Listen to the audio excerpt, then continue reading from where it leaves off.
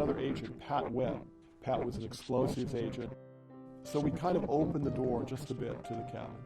And as we opened the door, we were both pretty much overcome. As we looked across the cabin at the shelves that were built on the other side of the door, we could see coffee cans and bottles and jars, and they all had labels on them. I always wonder, are criminals born or made? Could a normal person turn into a criminal, a terrorist through his journey in this life? And in case this individual is a genius, that would make it even harder, because the hardest criminals to catch are not the toughest, but the smartest. That's why one person could make an investigation last for years. Today's story is about Ted, the mathematician who turned into a terrorist.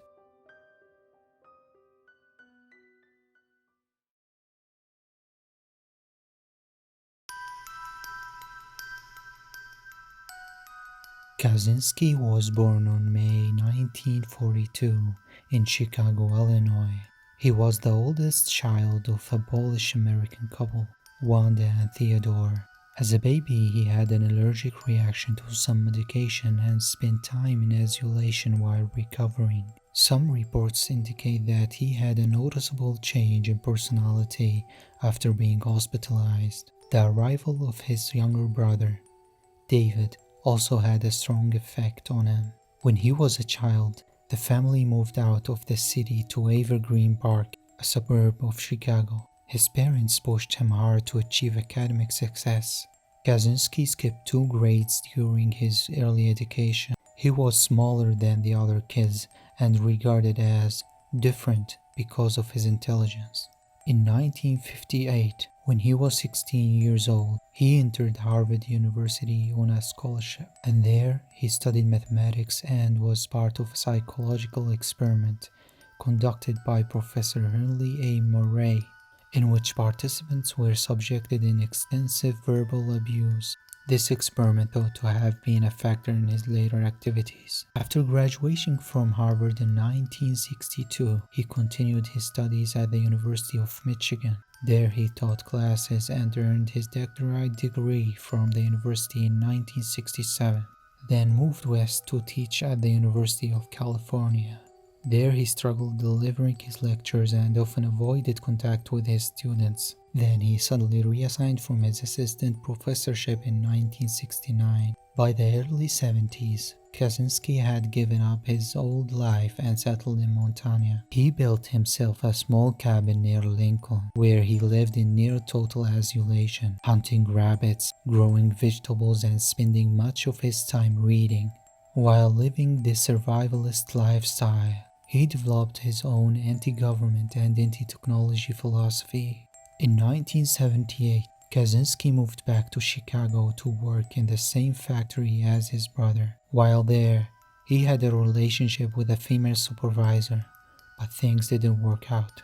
In the same year, Kaczynski left a homemade bomb in a package at the University of Chicago with a return address for the Northwestern University professor. The package was forwarded to Northwestern and opened by a campus security officer, who sustained minor injuries when the bomb exploded. Another bomb was sent to the same university the following year, but by this time Kaczynski had returned to Montana. Kaczynski then targeted American airline companies with 2 bombs, one in 1979 that failed to detonate on an American Airlines flight, and one in 1980 that was sent to the president of United Airlines, who sustained minor injuries after it exploded.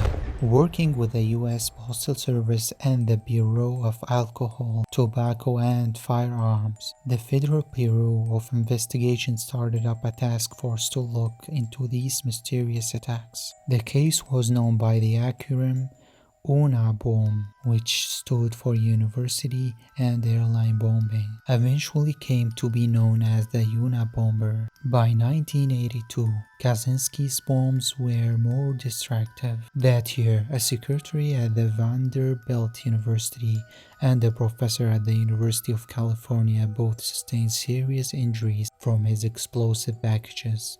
The first fatality came in December 1985 when a computer store owner was killed by a device outside his shop. Over the next decade, Kaczynski's bombs resulted 2 more deaths and additional injuries, but he can't hide forever. In 1995, Kaczynski sent out a 35,000-word essay on the problems of modern society. He threatened media outlets such as the New York Times to publish his so-called Unabomber manifesto, telling them he would blow up a plane if they failed to do so. His manifesto, titled Industrial Society and Its Future, was first published in September 1995.